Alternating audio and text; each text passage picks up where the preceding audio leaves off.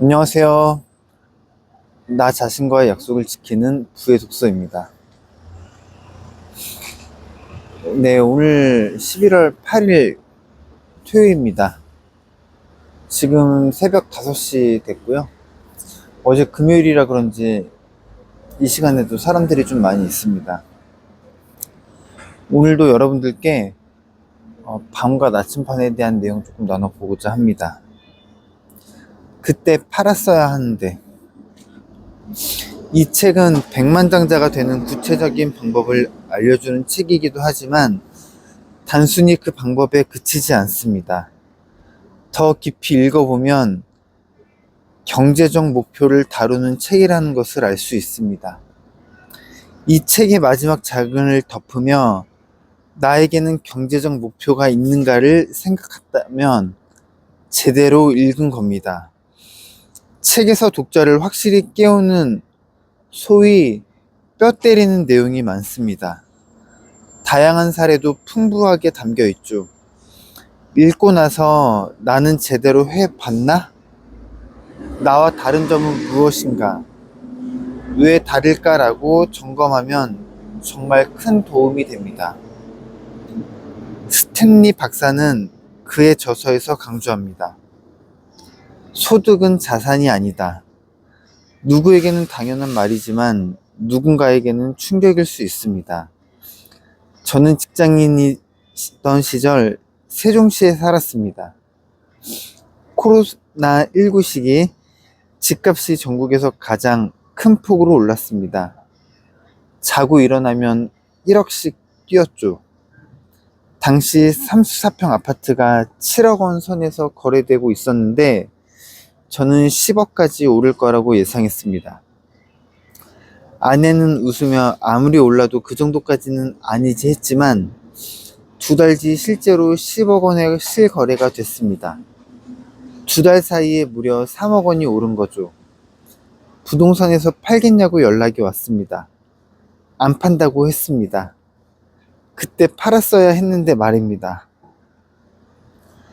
부자가 되기는커녕 할부금만 남았다. 당시 세종시에서는 흥미로운 현상이 벌어졌습니다. 지하 주차장을 차들이 싹 바뀌었고 한눈에 봐도 고급차가 급증한 것이 체감될 정도였습니다. 아파트 실거래가가 크게 오르자 실제 집을 팔지 않아도 사람들은 심리적 부자가 된 것이죠. 그러나 불과 1, 2년 후 집값은 급락했습니다. 폭등과 폭락 모두가 세종시가 1위를 차지했습니다. 세종시 집값 상승을 이끈 것은 세종시 사람들이 아니라 외부 투자 수요였습니다. 다주택자에 대한 강도 높은 세제 규제로 투자 수요가 서울로 분산되었기 때문입니다. 아파트 실거래가는 떨어졌지만 차는 그대로 남아 자동차 할부금이라는 고정비 지출만 늘어났습니다. 결국 집이나 주식이나 팔아야 내 자산이 됩니다. 실제 소득이 생긴 것도 아닌데 앞다퉈 차부터 바꾸면서 속을 끓인 사람들이 꽤 많았을 겁니다. 그렇다고 고점이던 10억 원의 집을 팔았다면 괜찮았을까요? 내 집은 올랐지만 다른 집도 올랐습니다. 내 집은 비싸게 팔고 다른 집은 싸게 사야 이익이 나는데 싸게 살 집이 없었던 겁니다. 세종시를 비롯해 전국의 집값이 다 올랐기 때문에 상급지로 이동할 수도 없었죠. 결국 실제로 집값이 올랐다 하더라도 다른 영역에서 자산을 증식하지 않으면 실질적인 부증가는 어렵습니다. 실질적인 자산 증식의 효과는 별로 없는 시기였음에도 불구하고 집을 가지고 있었다면 다른 영역에서 자산을 증식해서 그걸 보탠 후 상급지로 가거나 더 좋은 자산을 사야 했습니다.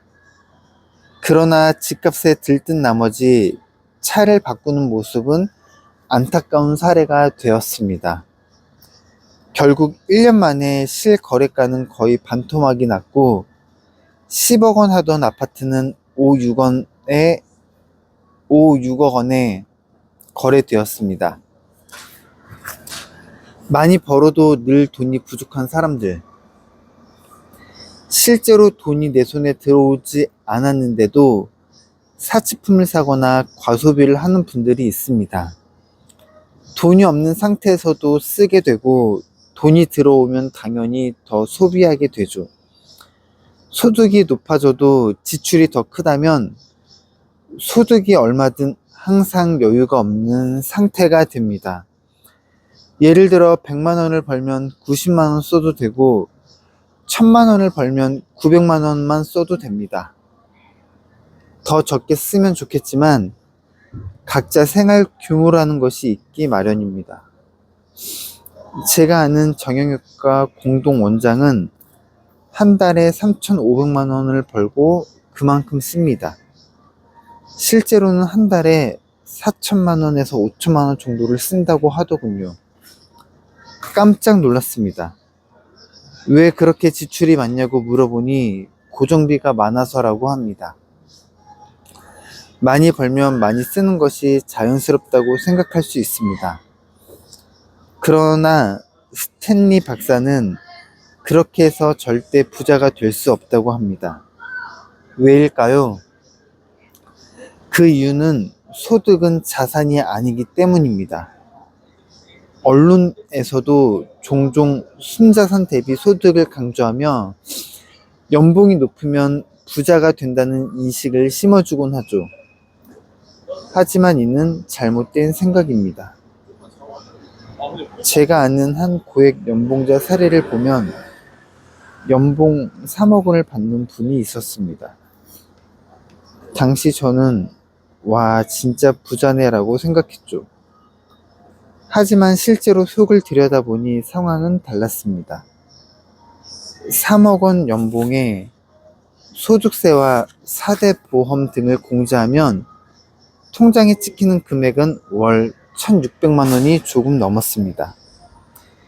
이 정도 금액만 해도 이제 막 사회생활을 시작한 신입사원에게는 엄청나게 큰 돈이죠. 하지만 받은 액수가 얼마든 쓰는 액수가 훨씬 더 중요합니다. 스탠리 박사의 연구에 따르면 연봉 3억 원에 월 1,800만 원을 쓰는 사람보다 실수령액 300만 원을 받아 50만 원 저축하는 사람이 훨씬 더 부자입니다. 책에서 흥미로운 통계도 많이 나옵니다. 미국 전체 국민의 평균 자산은 약 9억 8천만 원입니다. 미국이 정말 잘 사는 나라구나라고 느낄 수 있지만 이는 통계의 함정입니다. 이 평균 자산에는 일론 머스크, 빌 게이츠, 워렌 버핏, 제프 베이조스 같은 엄청난 부자들도 포함되어 있기 때문입니다. 몇몇 재벌들이 평균을 확 올려버리기 때문에 중간값을 봐야 합니다. 1등부터 꼴등까지 쭉 나열했을 때 중간 등수가 얼마인지 봐야 정확한 값이 나오죠. 중간값은 순자산 1억 4천만 원입니다.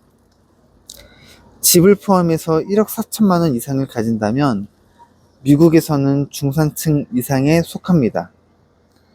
한 걸음 더 들어가면 주택을 제외하고 계좌 잔고와 주식처럼 즉시 현금화할 수 있는 유동자산의 중간값은 약 3억 5천만 원입니다.